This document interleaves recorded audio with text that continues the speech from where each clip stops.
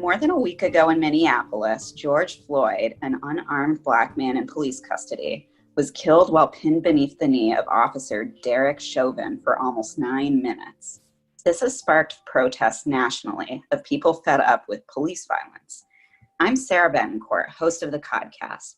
As guests, we have Rep. Russell Holmes, who represents Mattapan, parts of Dorchester, and Hyde Park. We're also joined by Segun Idowu, the executive director of the Black Economic Council of Massachusetts. Thank you both for joining us. Thanks for having me. Thank you for having us. So my first question to both of you is a simple one. How are you as Black men doing as you see all of this unfold? Segun, do you want to go first? Sure. I mean, I know that the last few weeks, because of course this didn't start with George Floyd, have been difficult to process on my end.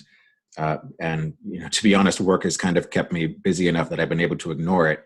So I haven't been able to come up with a good enough answer to that question. So the only thing that I felt has been rage, that it's happened again, and that, the first time I'm meeting someone that could be a brother of mine or a long-term friend is at the moment of their death because someone happened to record it. So, I'm having these feelings of, this is happening all over again, and just continuing to be in this state of rage, but with an eye toward making sure that this is not just a moment that we can let pass by, but instituting systemic change so that I don't have to be out on the street with everyone else protesting this kind of behavior again. And Rep. Holmes, what are your thoughts? So my thoughts are very similar, very angry. They really go back for me, back to my childhood, which is the thought of, and I made mention of this in the press conference the other day, of when I became what I call woke. I grew up in a small town that was an all-Black town, and did not realize until Roots came out that Black people didn't run the world, because obviously my mayor, my teachers, everyone I had come into contact really as a young man, as a little boy, was essentially Black. I did see white people when I would go to the store outside of my town or come to Boston to visit my dad, but it wasn't until then that I realized that we didn't run the world. And I go back there because of the fact Roots is the time that I got that lesson from my mom, and that sight of Black people watching a white man essentially murder or kill another Black man, and all they did was feel helpless, is exactly what I remember and recall, when the whole story of Kuta Kinte and all of the other folks from Alex Haley, when that was seared into my mind, just the helplessness. And I can tell you, I'm certainly not feeling helpless, but I'm going back to that question of my youth, of what would I have done if I was born during that time.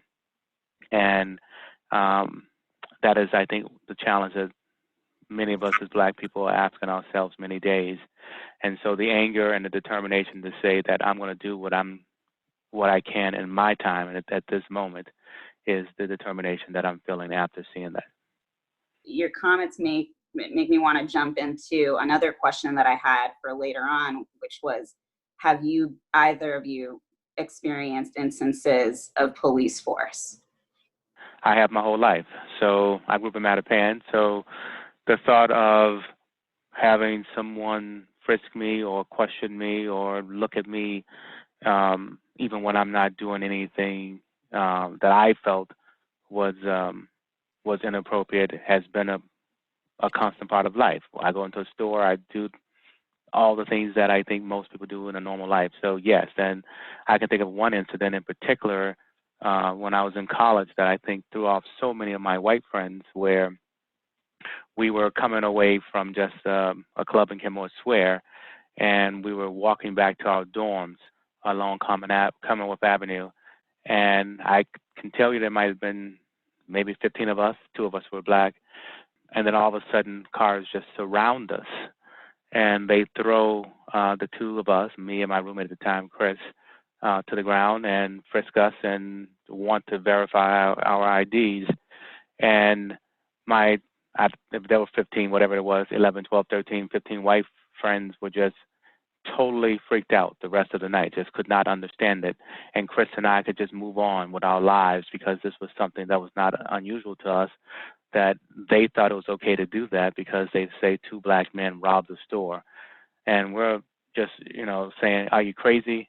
Two black men would rob a store and then come and be walking along Commonwealth Avenue with 11 white people, and you think that's the right people to go and frisk. So, yes, so that's as quick as I can say it. I know we're short on time. And echoing, what the rep has said, we have our whole lives to as an example of, or to have a list of examples of dealings with the police. I mean, if I go back to 2004, so all my friends and anyone I interact with knows that I pretty much just have one piece of clothing, and that's a suit. And back in 2014, participated in the protest that was where folks came together to express outrage at the killing of Michael Brown. And I wound up being arrested that night simply for being on the front line and literally standing there holding hands with the folks around me. And it was the first time I didn't have on a suit. And hearing what the state troopers were saying about those of us in the front line and how they dragged me over and a couple others over the line that they had set up, and threw us on the ground and sat on top of us and arrested us simply for standing there. But that's just at a protest. I mean, I have countless stories here in Boston alone of either being followed when driving, particularly when coming now to my home in Hyde Park, being pulled over for absolutely no reason, or even in my younger days in high school, just at the fact of officers asking what you're doing in a certain place, things like that. And then even if I didn't have my own experiences, I have a younger brother who's had significant detrimental experiences with Boston police, many friends who have. And so, for us as Black men and Black people, it's not even just about the experiences that we go through, but also that of our friends and family and community that traumatize us as well.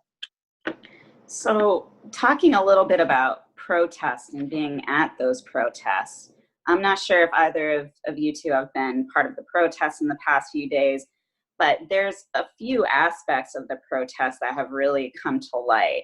First is that they tend to begin quite peaceful, and there's a small group of people at the very end who might be instigating something toward police, and then they tend to turn out with some arrests. Second is that there might be this shift.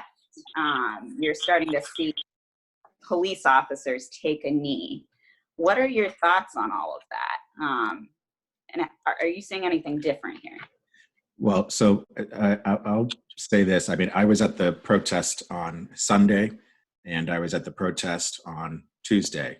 The one on Sunday organized by the three young Black women who were all from Boston, who were recent college graduates who decided that we need to come together to express our frustration and protest not just what we saw in Minneapolis, but what we're seeing here in Boston, and brought together thousands and thousands of people that marched to the State House. So I'll just say that I take issue with the framing of the question because, or at least the line of people being at the march and instigating some type of violence, because what I have witnessed is the complete opposite, which is, and I particularly think about Tuesday's march organized by Monica Cannon Grant and Black Lives Matter Boston, where everything there was peaceful. In fact, on Tuesday specifically, it was probably one of the most affirming and uplifting protests I've ever been to. And, everyone was there in solidarity and out of love and in understanding. And all of us, we were directed by Monica very sternly that this protest is now over and all of you need to go home. And we're going to do so peacefully. And we're in the Black community, and you're not going to rip anything up here up, at Franklin Park. And so all of us were dispersing peacefully, and all of a sudden there was a rush of police officers to the crowd for no apparent or explicit reason. And this was extremely antagonistic. I myself was brushed aside and pushed aside by officers who descended upon the crowd with batons and with their motorcycles and their police cars for absolutely no reason. And so everyone who was leaving peacefully, who were meeting new people and who were, again, expressing this affirmation and just joy for being in the space, automatically became enraged. And so for us, it was the police who were instigating something there and just stood there almost waiting and baiting people to respond in kind. So, but, I would say, these protests, yes, have been peaceful, but I know for myself and even our organization, the Black Economic Council of Massachusetts, are not in any way condemning the way that Black people have been responding. It's Malcolm X that says, I don't think that when a man is being criminally treated, that a criminal has the right to tell that person the tactics that they use to get that criminal off their back. And so, we're not going to tell an oppressed people that they are expressing their frustration at their oppression in an incorrect way, or that they're doing it in a correct way, because there is no such thing. So, all of these have been done not only in solidarity and out of love and in peace, but when we've seen crowds react, my experience has been that it's been because of antagonization by the police and not the other way around. My thought on it is, I agree with Shagun that I don't tell folks how to act, but I'm going to simply say that all of the actions that seem to get the press is because, as the sheriff mentioned just 2 days ago, if it bleeds, it leads. That is the way the press operates. And so it certainly detracts from the message when we do it, and it certainly, from my perspective, allows a crazy man at 1600 Pennsylvania Avenue to have his whole law and order mantra and have a reason for why he believes he should go and pull out the military and the like. And so there's always been this trying to have this balance between Malcolm and Martin and the nonviolence versus the Stokely Carmichaels and others. And so we certainly are not going to, I'm certainly not going to be the one in this generation to tell either side of that conversation what they should or should not do. But we have to remind ourselves that there is a message we're trying to get to, and that message is we are making demands, and those demands we actually want to see follow through on and not give the other side the opportunity to use it to their advantage. If I could, I just want to add a quick thing. I mean, and I agree with the rep in what he said, especially in echoing what Sheriff Tompkins said the other day about how the media portrays this. So I think a lot of this, too, is not really about the actions of the protesters. The onus and the responsibility falls on members of the press and how they are explaining what's going on. Again, I think when we are telling people that they need to be as peaceful as possible, we are accepting that the way that we are talked about in the press is legitimate. And, again, referring to Malcolm, and not to be Malcolm X heavy, but, one thing he cautions against, even back in the 60s, is that you ought to be careful because the press will have you loving your oppressor and hating the person responding to the oppression.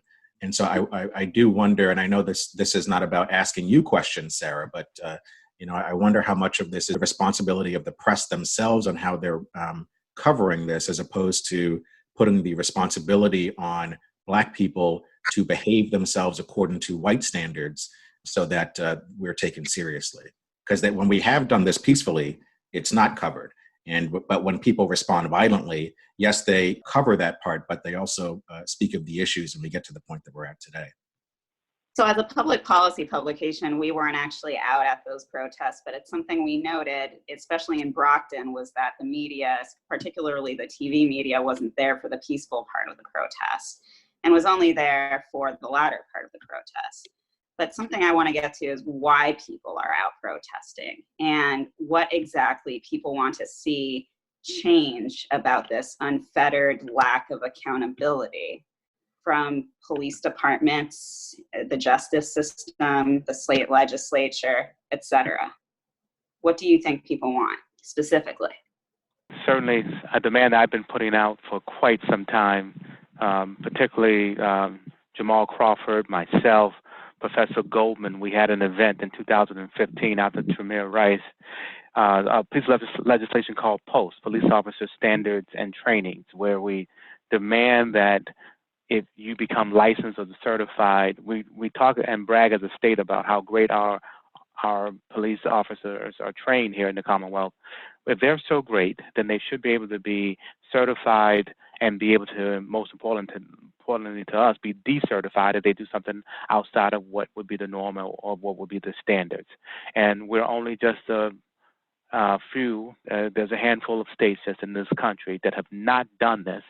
And tens of thousands of people have been decertified by other states, that they cannot move from one police department to another, can't move from one state to another, and certainly cannot, like in the Tamir Rice case, you cannot perform horribly in one police department and then show up in another police department and end up doing exactly what he did. And the other thing before I say give opportunity to Shagan is I think we must also do civil service reform. We cannot continue to have a police department, state police department, I mentioned the other day, that is 95% male and 90% white. We must, and it bleeds through every one of our municipalities, where you can have it so that the Boston Police, Boston Fire, EMS, all of these folks are hiring essentially pure white staff that is by no means reflective of our communities. And so when something goes down, someone has to actually use a GPS to get to Morton Street. They don't even know where it is. That is not who we should be hiring. We should be hiring people that when something goes down, I can drive. When someone says, hey, go to Morton and Blue, they know exactly where that is because that is their community, and that's where they go back home to. Shagan, you were part of the push to get body cams on police officers, right? It was, yeah. But I will say that a lot of us have been rethinking, even the, whether or not we should continue pushing for body cams on police officers, particularly when they keep finding excuses to not have them on. And by they, I mean police departments giving reason or putting policy in place to prevent them being turned on. So when it comes to the protests that have been happening, we'll note that at least in Boston, none of the police officers, even though they have them on their chest, have not been recording what's been going on, and it's because they are working overtime. And the policy that the Boston Police Department put in place is that when an officer is working overtime, they don't need to have their body camera on. And so all the videos that we've seen of police misconduct, particularly recently at the Sunday night protest of a captain ripping up a protester's sign who was walking away, that was done by someone with their cell phone. And so we've had to rely on people just happening to be nearby to record these instances. But at the same time, so that's the why body cams were necessary and why we push for them. But at the same time, we know that, to add to what the representative said, because he's absolutely right. I mean, first of all, I want to say that the community absolutely supports the move that the Black and Latino officials did earlier this week, where they put out a 10-point plan on the federal, state, and local level of what needs to be done to hold police officers accountable and police departments, and especially the two points that the representative just raised, establishing the post-civil service exam, and I'll add on the local level, establishing civilian review boards that actually have teeth, where they're able to subpoena and be able to reprimand an officer. But to be honest, where a lot of organizers and activists are right now is complete defunding of police departments, and instead diverting those funds toward the communities that are being impacted by over-policing and police brutality. So there's a big push, even on this Thursday, to influence the Boston City Council in their vote, or at least their conversation on grants that are being given to the Boston Police Department, particularly the Boston Regional Intelligence Center, or BRIC, which is a surveillance department out of the Boston Police that surveils particularly Muslim communities and other parts of the Black community. But there's a big push to get the council to deny this grant and to ensure that we're not giving more money to the police, but instead diverting these funds and investing in community programs. Shagan, I'd like to get back to the defunding versus the reforming argument in a second, but I did want to ask the rep.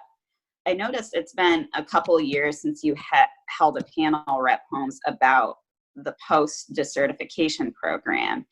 And I'm wondering if it's gone anywhere, like what kind of conversations have you had to move that forward?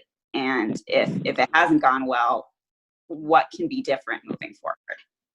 So thank you for asking. So it has gone back and forth in the House and the Senate. There's an enormous amount of influence by the police and their unions here inside the State House. But we have, the Black and Latino Caucus has pushed mightily against the governor to do everything he can administratively. And so the governor earlier this year, and I participated with the auditor, the attorney general, many of the police chiefs, and Secretary Turco to begin the process of what can be done administratively without legislation. And we are close to skipping, hey, let's do a commission about what should be done, and let's go and just stand up the commission itself. And we had a meeting, I think in February, before all of the COVID, that we were going to have a deadline by June, on what could be done administratively, and he had a team, that is Secretary Turco had a team that they were going to go out and get it all done. So we're on the call with the governor today, the Black and Latino Caucus at 2:45, to ask that direct question. Where are we? Your deadline was June. We know we've had nothing but crisis since we've met, but where are we on that other deadline of making sure we can resolve this and get a post-commission set up as soon as possible? So we have had some positive movement on post. So there's this sort of idea of legislating the problem away, but this idea of defunding, Shagun, talk a little bit more about that. Is this like a stronger tactic, you think, that, you know, you've seen all these many years of police sort of not getting accountability, police officers getting swept under the rug? Is it time to just take away funding? Can you tell me about your work in that arena? Yeah, well, you know, and this is really the area of a lot of the organizers who have been on the ground at organizations. I think of the Muslim Justice League. I think of Violence in Boston with Monica Cannon Grant. I think of Black Lives Matter Boston, who have been for years pushing for defunding the police, you know, youth against mass incarceration, et cetera. You know, at the end of the day, legislation is important. And as Rachel Rollins noted as well, elections matter, not just for who's making the policy, but who's implementing it. But at the same time, budgets are statements of your values. And, you know, as someone who was raised in Boston, you know, of course, I think a lot about our budget here and the statements of support from our current mayor. But, you know, for a lot of people in the Black community, you know, we will know that these statements, these words are true when we see the budget of the police department not going up every year, but rather going down, not adding more police to the force, but rather a decrease in the number of police officers, and instead diverting that money toward community organizations and community programs that help to sustain the community. You know, part of the problem, you know, and again, I'm glad that a lot of the policy discussion has been on addressing police departments, you know, specifically, but, you know, this is really, it should be a broader conversation, because part of the problem in this country is that we use police departments, you know, I'll use the term that you used earlier, sweeping under the rug, social and economic issues that we just decide not to actually deal with head on. And so part of, you know, I think of the case of Terrence Coleman in Boston, where one of the reasons why that ended in bloodshed is because we're calling police officers to deal with mental health situations, as opposed to investing in more mental health counselors and social workers to help in those situations. So, you know, again, it's not, you know, yes, it's about taking the money, you know, divest, invest, right, is the name of the, you know, Movement for Black Lives, that's part of their policy platform. Divesting from police departments and investing in solutions that will work. And, you know, because we cannot use the police department to continue to try to address social ills that we decide to ignore. In terms of all of the things that people are protesting right now, we've seen these rallies happen before, after the death of Freddie Gray, Trayvon Martin, Philando Castile, Sandra Bland. What makes this moment different? And does the ongoing coronavirus pandemic influence that? Well, you know, I'll just say absolutely. I mean, I think, you know, so COVID-19 really exposed for a lot of people who somehow were able to ignore systemic racism for the last few years, even under the presidency of President Obama, has really forced people to have to wake up. I mean, the fact that everyone is stuck in their homes, unless they're out protesting for us to not be in our homes, has to pay attention to what's going on. We have the time now. We don't have anything distracting us really. So we're forced to pay attention to this. And I'm talking really about white people in the country, because Black people experience this every day. I will say that what COVID has done for us is we're now at a point of saying to ourselves, what do we have to lose in this very justified rebellion that we see happening across the country? Again, COVID is impacting our communities way more than it is other communities, not just in the health area of killing, the rates of infection and the rates of death in our community as a result of COVID-19, but also the economic conditions, the fact that we are considered essential workers but don't have access to adequate health care, or the fact that access to unemployment to be able to pay bills. I mean, it's really exacerbating existing issues that were already at a tipping point before COVID-19 hit us. So COVID is really, on the one hand, enraging the Black community much more, and to the point where we are acting in the way that we are when we're out on the streets, but also, I think, waking a lot of white liberals and moderates and even some conservative folks up out of their very long and deep sleep in ignoring the systemic issues that plague the country since 1619. Rep. Holmes? Sure. So I say what I found what was very interesting with Shigan's comment was the question of what do we have to lose? That is exactly what this president asked the question of the Black neighborhood. And we now have seen in the last 3.5 years, the dramatic steps that can be taken back from us for what we have to lose. And so when folks say, what is driving us this time, I certainly think what's driving us is the experience of the last 3 years, COVID, pandemic, loss of the stock market, loss of jobs, all the economic things that have happened. We're clear on what it is we have to lose. And not only are we clear, but we need to just make sure that we take this opportunity in all cases to make sure we extend our voice, because we know there's a substantial amount to lose. I want to take a look forward, but sometimes to look forward, you have to look back. So about 50 years ago, there was a man named Franklin Lynch. He was a singer, and he was shot at Boston City Hospital by a Boston police officer, Walter Dugan, who was never charged. Now, 50 years later, you're seeing all of these instances continuously of police brutality, of systemic racism.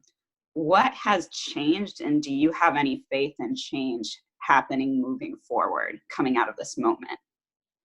Rep. Holmes, what are your thoughts? So many things have changed. So even when I think, even in these moments, I never forget where we started from 50 years ago.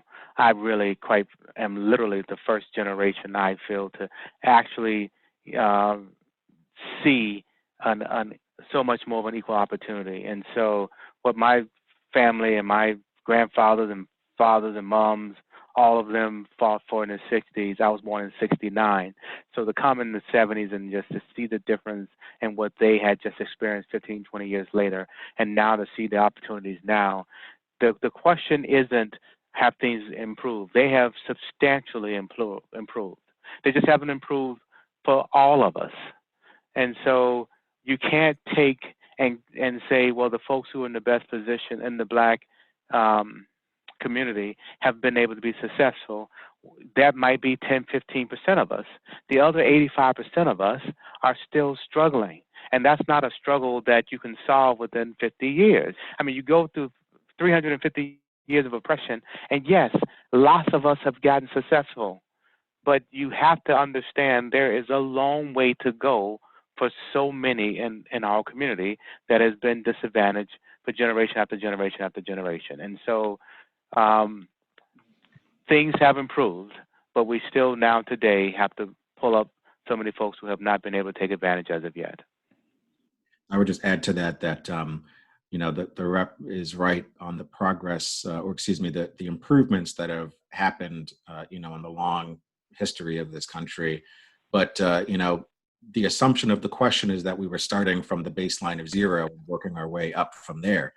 We were in the negatives and we're not even at zero. And so to the rep's point about a large majority of our community not being able to take advantage of any of the successes or the opportunities that are available means that we are not at that baseline of zero. We're still trying to catch up to what equality could actually look like, or equity.